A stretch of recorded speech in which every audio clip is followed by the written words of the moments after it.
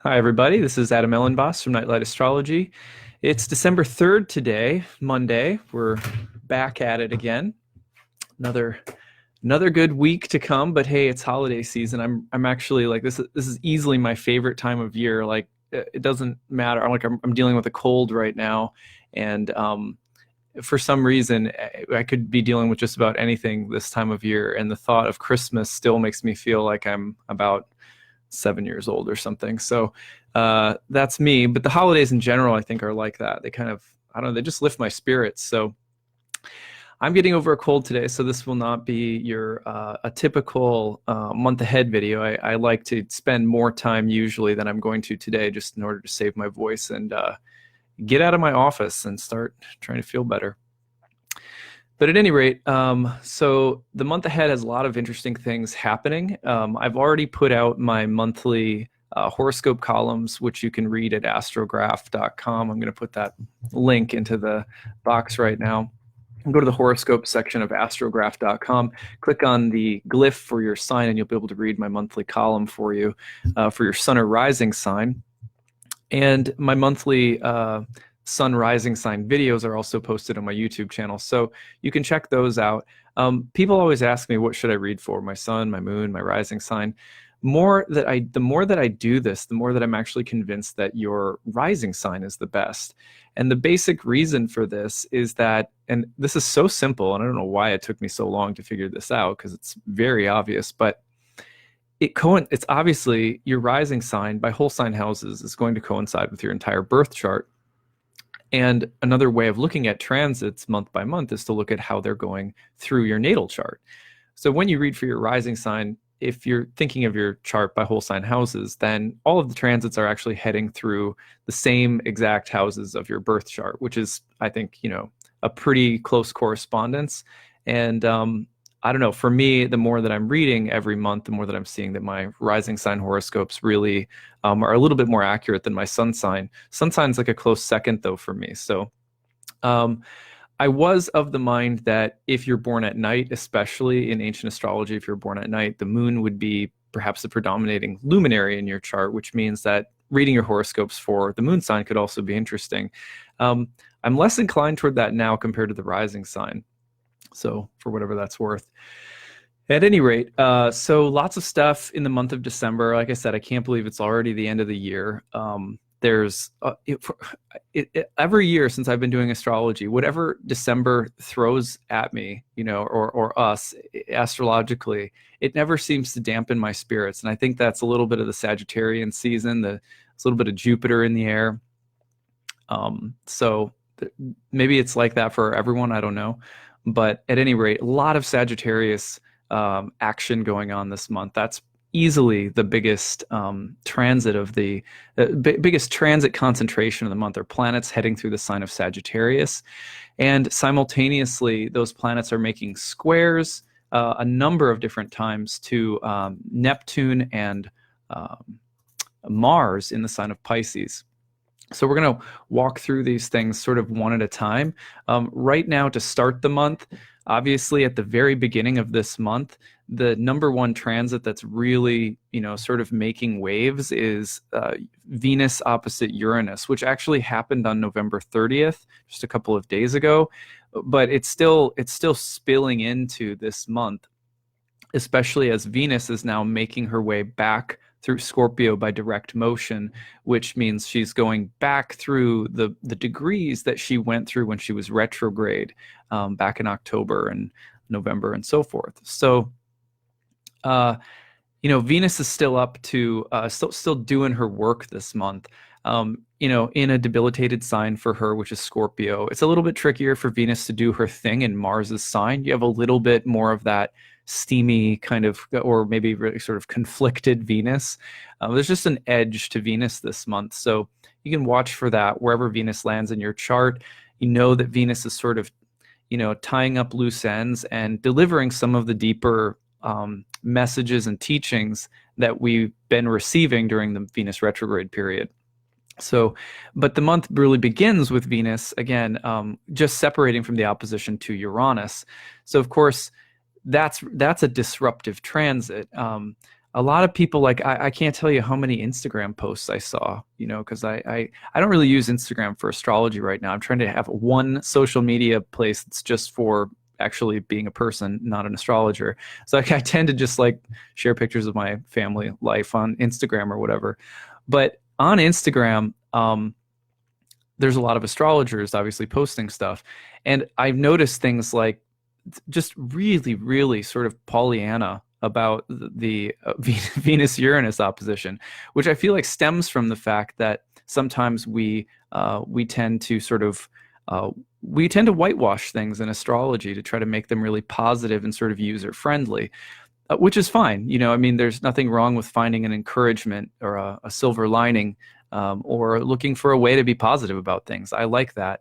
But when I see people saying, Venus Uranus, an exciting new love opportunity, right? And then or Venus Uranus, daring, bold, unexpected, and exciting thrills and romance. It's like, yeah, those are good. That's a good string of adjectives that help describe one facet of what might come up for Venus Uranus. But let's not forget, right, that Uranus is a planet that's also associated with sudden shock, disruption, sudden and unexpected violence, sudden explosiveness, unexpected or disruptive themes that come into our lives and challenge the status quo, but not always in a way that's inventive and fun and throw your hair back and go get a new outfit at the mall. Do you know what I mean? Uranus can be like, I mean, I'm looking at the spread of clients I've seen in the past week or two during the Venus application to Uranus. A lot of broken hearts, a lot of people who unexpectedly found out someone was cheating on them, or unexpected things that happened to health. I had someone who had a bad burn, like just and very unexpected, explosive situations that can come up as well. If you look at the news and the news cycles during the week as Venus was applying to Uranus and is now separating, there was an explosive amount of information that was coming out about the U.S. political scandals that are happening right now. And a lot of it had to do with people who were double-crossing and double-crossing the double-crossing, and all sorts of diplomatic sort of really disruptive events that were happening in politics that were very defiant of the legal norms in our country, trying to bend the laws. So that kind of rebellious and unexpected energy of Uranus, when it was meeting with Venus, was really turning things on their head in a way that was really disruptive and challenging. So we can't forget that part of it, even though Venus Uranus, yes, can be about, the non-stat, something that's goes against the status quo, and it'd be exciting and awakening and things like that. But you can't forget that element of disruption that's there from Uranus. To start the month off, Venus opposite Uranus is still lingering. It's just a few degrees apart right now still. So that sort of tones the month of December. Now, the reason that that's important is because as soon as that opposition completes, Venus is now bumped right into Scorpio. So the month is now telling the story of Venus's continued journey through the sign of Scorpio, where the retrograde began. Well, again, that places Venus as a house guest of Mars right now. Now, luckily, they see one another by means of a trine, which means that as Mars is in Pisces, which is the exaltation of Venus, Venus is in Scorpio, which is the rulership of Mars. So they actually have some rapport between them right now, both in watery signs. But it's still a little bit of a difficult place for Venus to work through. So you may anticipate in the month ahead that everything related to relationships, beauty, cleanliness, health, friendships, alliances, agreements, art, is, while it's going through kind of a recovery period, there's still something that has to be worked out with Mars. There's still an edge that has to be explored. And again, there's assistance from Mars this month in in Pisces. And remember that Mars in Pisces is going to be hitting aspects with planets in Sagittarius, the other Jupiter-ruled sign all month. Jupiter is, of course, just moved into its home sign of Sagittarius, which means that Jupiter's a heavy player this month, and that's not a bad thing when Jupiter's in its home sign, because Jupiter delivers benefits. Jupiter brings growth. Jupiter brings largeness or expansion of the status quo, makes it bigger or larger. Could mean that the drama is a little bit heightened this month, but it also could mean that whatever Venus is trying to work out, ultimately there's benefits that come from it. We see that through the trine to Mars all month, and then we see that through Mars being in Jupiter's sign and Jupiter being in his home house. So I like this month in terms of being able to sort out things left over from Venus, relationships, love, friendships, agreement, your social life, things like that. But I think that there's a little bit of work left to do, but it'll work out. That's the feeling that I have about it. So that's a little bit general, but gives you a sense of where I think things are heading with Venus all month. Now, first couple of days of the month, which we're in right now, you've got the big transit is Sun square Mars. So with Sun square Mars, there's a number of things that can come up. First of all, Sun square Mars is really heroic. You've got the Sun in Sagittarius, which is Jupiter's sign, and you have Mars in Pisces, which is also Jupiter's sign. Mars is coming close to a conjunction with Neptune. Sun's going to be going through the square to Neptune in the next few days as well. So the first, like, say, week or so of the month, for 7-8 days of the month, is the Sun square Mars and Neptune. Now that again, both in Jupiter-ruled signs, there's a kind of heroic, triumphant, big, expansive quality to this. But Sun Mars is executive. It makes executive decisions. It makes bold proclamations. It's heroic. It takes up a cause. It takes a stand. It fights for something. It is the administrator of new big actions. Or it can be about a feeling of exhaustion, like you're, it has a little bit of that feeling of Sisyphus, of pushing the rock up the hill only to have it roll down. Mars Sun is the worker, and the one whose life force, Sun, feels a little exhausted by Mars Neptune, the great work. So be careful that you're not being a martyr, unnecessarily. Be careful that you're not giving too much of yourself to something. There might be causes that you feel really passionate about to start this month, and that's part of the Mars Neptune, is it has that kind of crusading, missionary feeling to it. Mars Neptune in Pisces is uplifting, faithful fighter, someone who's emotionally giving all of their strength and muscle to some numinous, transcendent mission. The Sun, of course, getting in on that just amplifies it, makes everything feel really, you get fired up about it, but it can be exhausting. There can be a feeling of being hemmed in or weighed down by a feeling of burden, emotional obligation. So be careful of that, because although we often want to give ourselves so fully to everything we do, I can tell you right now that as soon as this transit came in, for me, I started getting sick. My daughter's had a cold, and then I thought I had dodged it, and then I got it, so now I'm sick. So, don't push yourself too hard. Like, this is basically the only thing I'm doing today. I'm gonna take it easy today.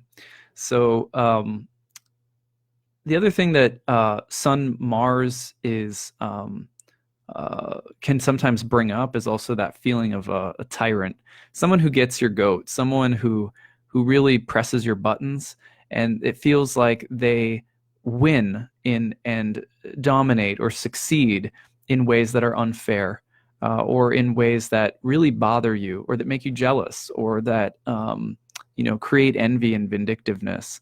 To be really careful of that, because the Sun Mars is also with Neptune is also the desire for strength and bigness, the desire to be successful, the feeling of bitterness when we're not successful, or the feeling that someone else is the strong one. Why do I always have to be the weak one? Someone else is the poster child of what I'd like to be doing with my life, and why can't I? So this is kind of Sun Mars also can be about competition.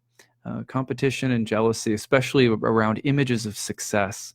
So we do want to be careful of that as well. Not something we need to get roped into. Remember that, each of us are divine, unique beings. There's no two of us alike, even though at the same time we're all exactly the same, spiritually speaking. We're all made of the same sort of divine stuff.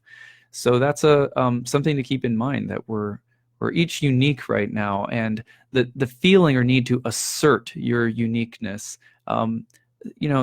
If we can find ways of asserting our uniqueness that are of service to other people, that are bringing goodness and light and warmth into the hearts and lives of other people, then I think that's a good way of measuring how well we're following our unique destiny path.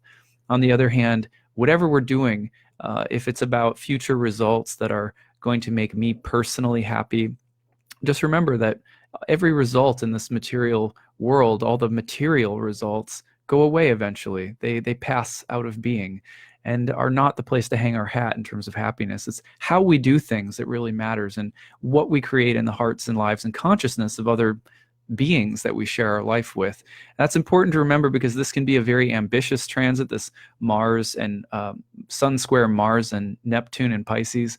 But that ambitiousness, if it's not put towards raising the hearts and minds of others, if it's not coming from that space within ourselves, then ultimately we're chasing after an illusion of strength and prominence or importance, which can also happen with Mars and Neptune. So that's a little bit about the Sun square Mars and Neptune. Now, as the month goes on, once we get to December 7th, then Mars and Neptune will be coming into an exact conjunction, which is just going to amplify a lot of the themes that I've already spoken about. However, one thing that's really interesting is that this is December 7th, new moon. So we're going to have a new moon in Sagittarius that will be very closely square, within a couple of degrees, to a perfect square of Mars and Neptune. So the themes that I just talked about are actually going to be sort of carrying through for the next entire lunar cycle, which is a whole month, because the seed that's being planted of the new moon is in Sagittarius with a square to Mars and Neptune in Pisces, both Jupiter-ruled signs. With Jupiter in his home sign of Sagittarius, that bodes well for this moon cycle in terms of there being just a general aura of support, growth, abundance, blessings, benefits, faith, hope, optimism, joviality. It's a really nice, I think, lunar cycle to come. However, again, the seed that's being planted tells you about the themes that are likely to manifest in the cycle to come.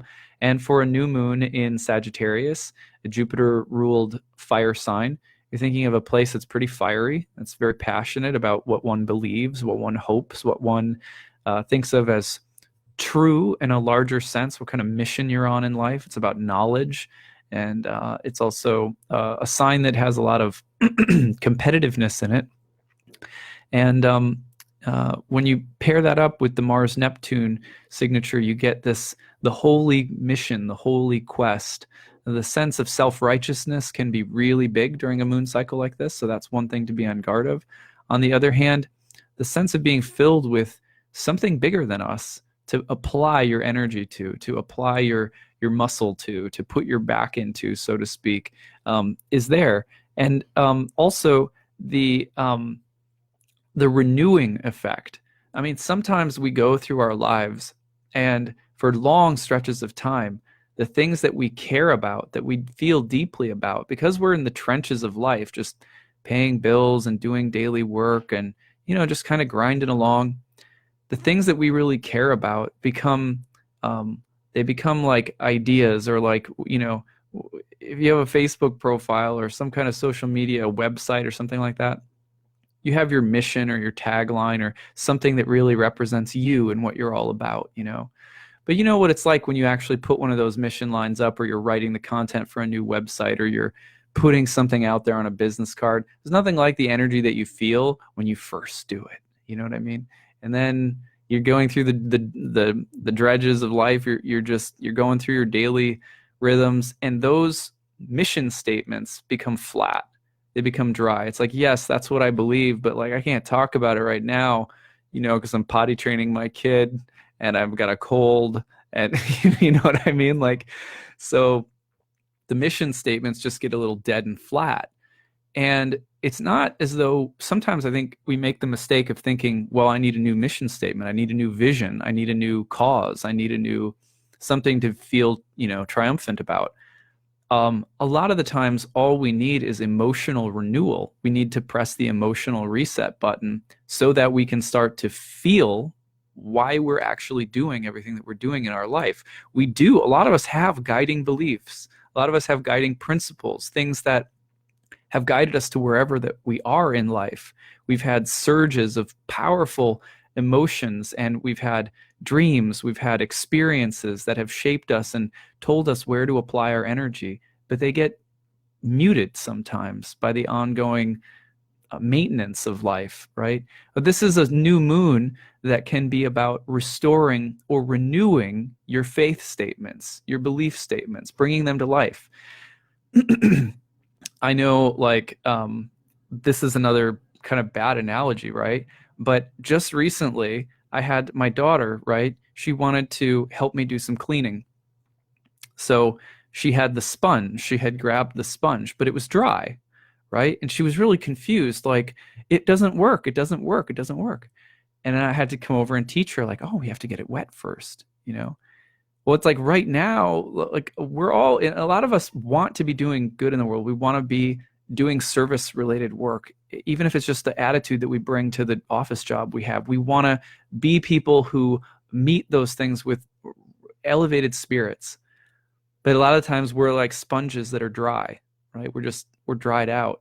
So you have to wet the sponge. Same idea. This can be something that can take your passion and your enthusiasm and bring some heat, fire, and bring some moisture, some emotion into it together. And that can be really renewing and can give us a sense of the whole moon cycle ahead just being about a revitalized sense of why we're here and what we're doing. And that can be very nice. But again, the downside of fire and water is the possibility of like a pot of boiling water, right? The pot of boiling water is like tempestuous and unstable and erratic. So you also have to be careful of this kind of, a little Don Quixote energy, where you're sort of imaginative, lots of fantasies, lots of big emotions, a quest, a mission. But we're also sort of tilting at windmills. There's a quality of being lost in fantasy and grandiosity and even self-righteousness. So those are things to be careful of in the month ahead, along with hopefully a real energy of revitalization or restoral or renewal. So that new moon on December 7th coming up really soon. Remember that all the way up until that new moon, we're under the dark moon period of time. So it's a time right now to really start letting go of things in preparation for this moment that can be really renewing or restorative, but wait for it. We got to wait for it. Because when you're preparing for a new moon on the dark side of it, there's a sense of new things to come, but oftentimes we try to rush through the gateway of the new moon before it comes naturally. So really got to allow for the very end of a cycle to take its course. I always tell people, like, at the end of the moon cycle, you can usually feel it. It's a time to start letting go, to start finishing things, wrapping things up, and taking rest. And then when that new moon comes around on December 7th, you'll feel the wave of enthusiasm and excitement. It's pretty big. So that's the new moon on December 7th. Now, if we go beyond that, the intermediate days between December 7th and the winter solstice, not super eventful. Not really that eventful. There's a sort of a big one if you look at like December 15th, the first quarter moon that gets back into the same Sagittarius Pisces dynamic. Maybe that's a little bit of a sort of a bump in the month. But the next big transit that I have coming along is happening right about the winter solstice. That's when things really start rocking again. At that time, Venus is going to be in a trine with Neptune, right? The Venus-Neptune trine is pretty magical, sensual, romantic, imaginative. and deep with, obviously, with Venus in Scorpio. You're going to be careful about this is going to be like a nice romantic kind of interlude toward the winter solstice. It can also be one of those times where there's just a little bit too much drama and intrigue and just too much sort of twisted emotional stuff around right around the holidays. So even though it's a trine and it seems like it would work really nicely together, Venus is in Mars's sign. So you got to be careful about just that level of like, might feel good, but is it actually a good thing? Be careful about that with Venus trine Neptune right around the winter solstice. At that same time, Mercury and Jupiter are going to get together into a conjunction. So when Mercury and Jupiter get together in a conjunction in Sagittarius, that's like, the way I think about it is, if you ever saw the movie Dead Poet Society, Robin Williams, Jupiter Mercury is a very, like, he's a teacher. He's teaching them about poetry. He's sort of clever. He's sort of a trickster, but he's also like a sage. It was a really nice kind of combined Mercury-Jupiter energy at that time. Normally, I wouldn't be a huge fan of Mercury in Sagittarius because that's the sign of Mercury's detriment, has a hard time in Jupiter's sign. But Mercury is with its host, Jupiter. Really, Jupiter's going to be giving Mercury the blessings around that time. It's a moment of great expansion and hope and faith and knowledge and growth, maybe a little bit of grandiosity there or exaggeration or hubris a little bit. It could be very much like, someone on, the prophet on the street corner kind of feeling, the one who, interrupts your lovely walk with a very important message that just absolutely has to take up your time right now. So be careful of that Mercury Jupiter kind of big and possibly pompous ideas and beliefs and things like that. But this is also a grand announcement, a good news. This is the sharing of wisdom, warmth, and intelligence and cleverness, and has a kind of a nice feeling around it. I like that that's happening while Venus is trine to Neptune. I think that you want to be very careful if you're on a date. If you're on a date and the other person convinces you that they could easily maybe convince you that they are the one and only. You know what I mean? Because Venus Neptune's a little bit like that. What to speak of adding Mercury and Jupiter into the mix.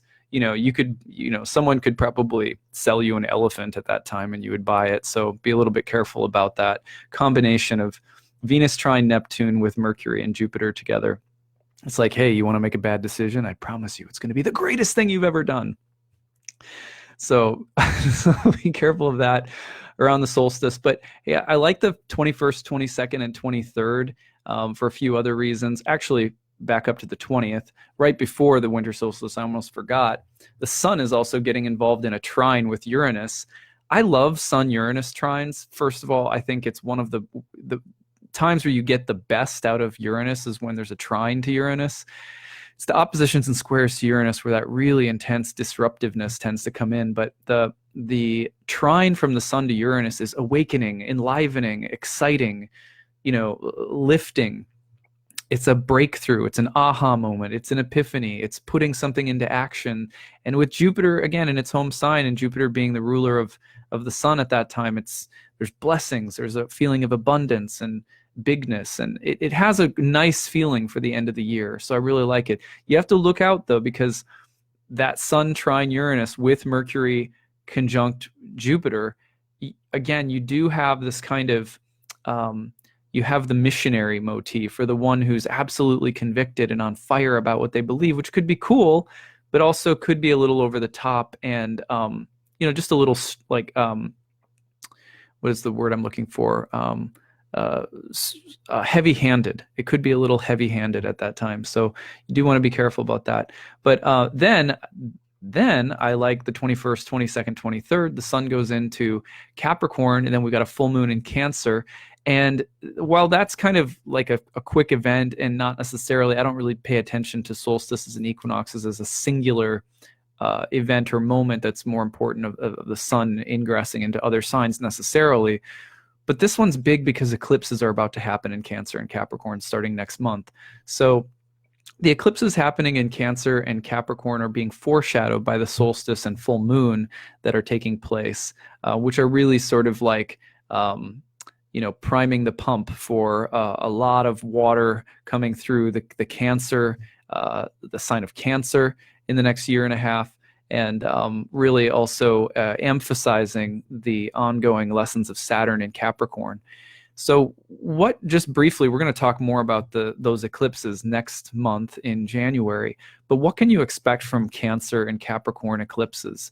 Well, remember that the moon and Saturn, are the planetary rulers of these signs, and it's their archetypal relationship with one another that you really have to understand at the heart of what happens when eclipses are taking place in these signs.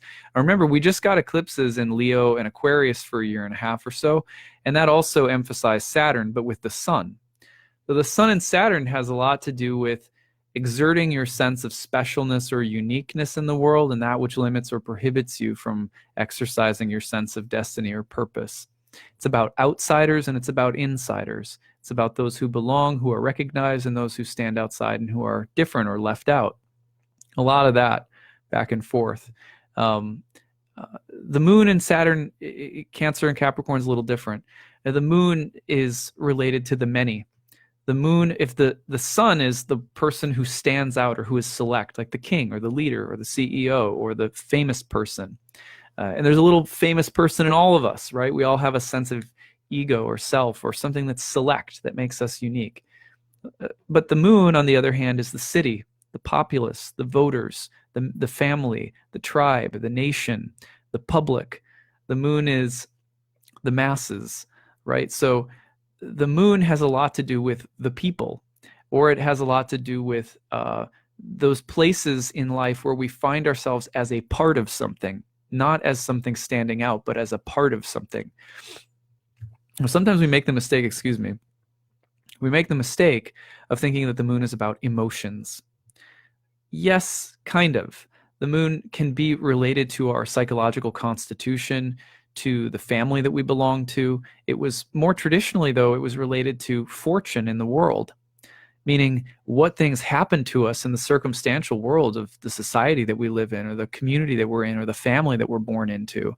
It has to do with the ecosystem of your life, the sort of the biomatrix of life. And it has to do with the way that things tend to happen to you in that more interconnected group state, or that more of that interconnected realm of circumstance, of fortune, and of things happening around you that affect you personally, the things that you belong to. So of course, that's for many of us, that is a more emotionally vulnerable place, because the things that keep us connected to the many, like a family or a city or a group of friends or whatever, are more emotionally vulnerable for most of us, because our sense of identity in that world is more dependent upon relationship. Where there is relationship, there is greater vulnerability, and that's why emotions tend to get associated with the moon.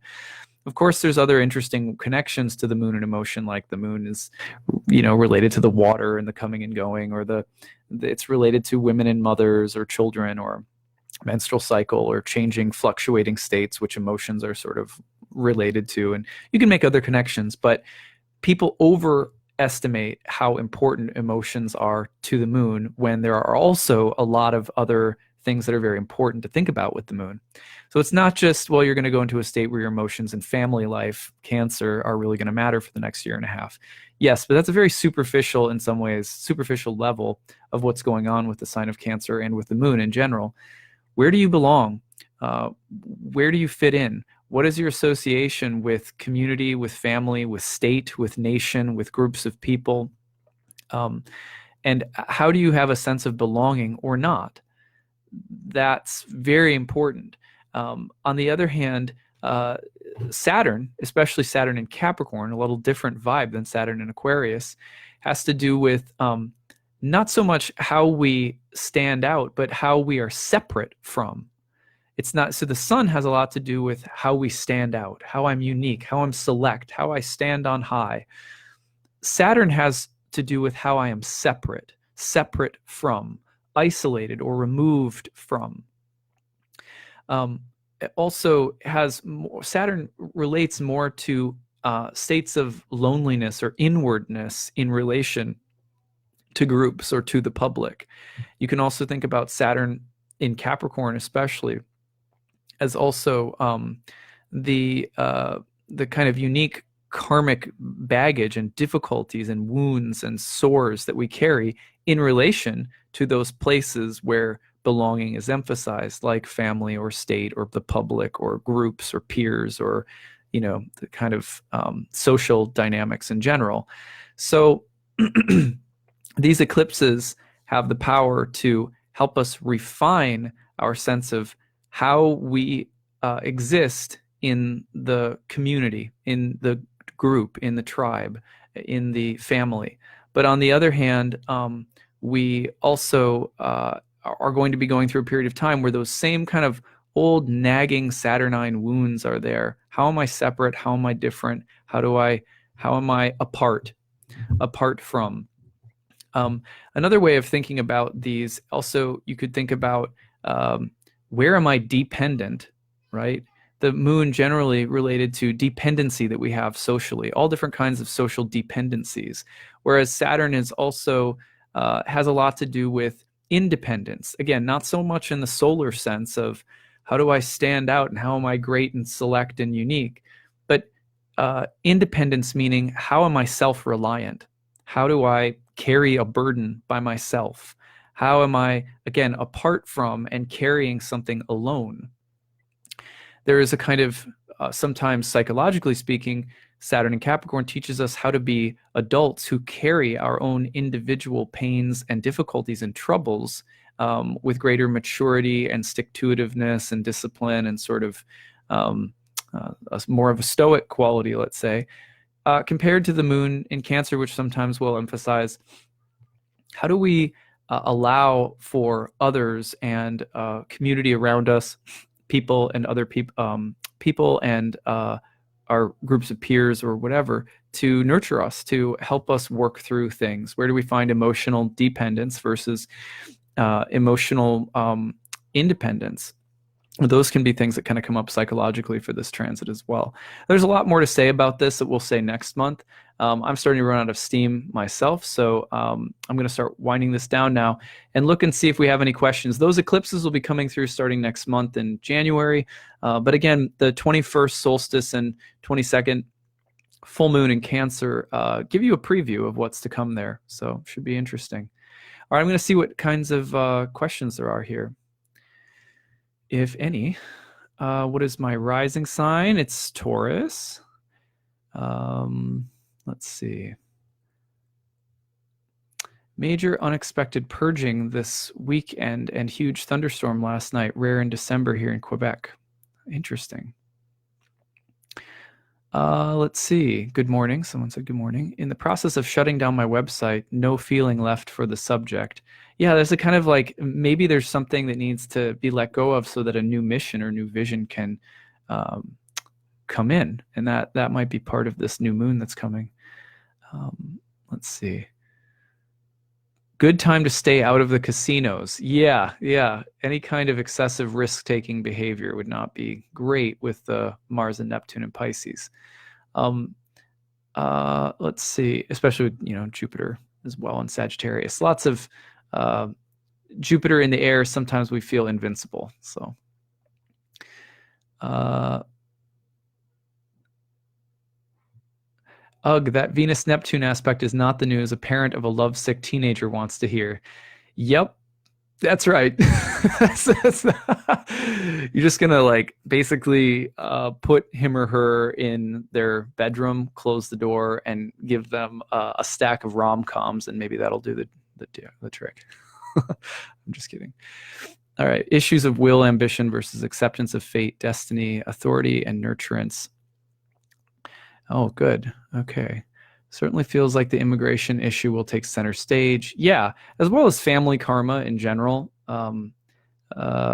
Also, I think issues around nationalism and sort of nationalism / sort of tribalism and group mentality and needing to, there's going to be a strong pushback from conservatives or even more moderates politically and socially in terms of the issue of identity politics and group think in general. Like anytime that we identify ourselves with a group of people, you're like Moon. Anytime we say you're an individual, you're not just a group. In some ways, that's Saturn. And so you'll find though that those themes may really sort of amplify in the year ahead. But I don't think it's a bad thing. Like I think that some of that might be good, because I think that if that dialogue could happen in a healthy way, it might help to collapse some of the extreme sentiments that groups are having about one another right now. Sometimes, I've said this before, but sometimes the most radical position is a more moderate position. And I know that's like sacrilege to say that these days, and that sort of tells you where we're at. But at any rate, compromise and working together with people that we consider to be the outsider, whether that's someone, and a lot of times the outsider we consider to be, honestly, a lot of times outsiders, there are outsiders who are marginalized, right? And then there are outsiders that we consider to be our enemies. And whenever the enemy is an outsider, over time, conversation and dialogue to bring us closer into contact, closer to understanding and empathy with our enemies is not a bad thing. We don't have to agree with people that are different than us, but creating dialogue and trying to come closer together is, when that's like a radical thing to do, you know what I mean? Like for example, just a very simple example, for the polarized parties of Democrats and Republicans to get together and try to agree on something that could make constituents of both parties happy. Like right now, that feels like impossible, doesn't it? So, it's just a simple example of something that's actually could come across as quite radical. And in the next year and a half, the eclipses in Cancer and Capricorn, exactly that kind of compromise is possible. Exactly that kind of dialogue is what may start to become more important. That's a good thing in terms of those people who are also feeling like, for example, for those people who really wish that the president was out of office but feel that Republicans are the only ones keeping him in office, it's very possible that you'll see Republicans and Democrats coming a little bit closer together in the next year and a half. Because again, these eclipses are the kinds of eclipses that tend to be about those lines that we draw in the sand between groups, but also the possibility of compromise. Because as these eclipses repeat in Cancer, Capricorn, back and forth, they also tend to bring compromise. They tend to bring ways of understanding one another. It's the same thing that happens in all the eclipse dialogues. The opposite signs have the possibility for synthesis. So, all right. Anyway, thank you all for listening. I hope that this was interesting for you. Remember, my new class just started on Saturday. I'd love to have some of you in it. If you're thinking of joining, it's not too late. We just went through announcements and housekeeping stuff and started off with a lecture on the history of Western astrology. Well, that class meets on Saturdays from 12 to 2. You could join it and be very happy to still have you. It's on sale through my Kickstarter. Remember, at this time of year, I'm also fundraising for the last 40 days of the year to support my career as an astrologer. Basically, what I earn during this period of time is like a salary for me for the year ahead. It's what I use to pay my bills. That's what I do. And we also put a lot of it toward different kinds of projects. So we're going to be updating some of the technology equipment for our yoga studio and for my home office, because right now I literally have a crack in my computer screen. So I'm going to be trying to replace that. I'm also going to be giving $1,000 from what we raise to Bob and Ellen Schmidt, Bob's healthcare costs, as he's going home to hospice care in the home now, and it seems like we'll be passing over soon. So I'll be giving a little to them. And there's a lot of other stretch goals that we have, like continuing to develop our community herbal medicine garden, all sorts of stuff like that, that are really important. Can't do it without you. When you donate, what you're doing is you're supporting the creation of this content in the year ahead. And you can, when you donate, you can also pick a gift reading. So I will do a year ahead reading for you. Here's the link. It's in the feed. I do a year ahead reading for you, a year ahead tarot, I Ching, or astrology reading. There's a birth chart reading you can pick. There's a series of readings with my wife, who's an herbalist, you can pick. Lots of things that you can do to show your support. Whatever you can pitch in, please do. It all matters, even if it's very little that you can pitch in. It still matters a great deal at the end of the day. So we're trying to beat our goal. Last year we had 360 backers. We're trying to beat that goal this year. We've met our base goal, which is 15,000 for the year. So we've already raised the base goal, which is just a bare minimum that we need to sort of make these daily posts possible. But really, all of the stretch goals that we have beyond that, we really have to try to meet those as well. I still need about 200, about a little over 200 backers to meet our goal for this year. So if you can pitch in, if you enjoy my posts, if you enjoy my videos, if you share them with other people, pitch in if you can. I really appreciate it. I hope you guys have a great week. And I'll be putting out a written version of this, sort of written summary of this as well, in case you want to pass it on to someone in writing. Okay, take care, everyone. Have a great week. Bye.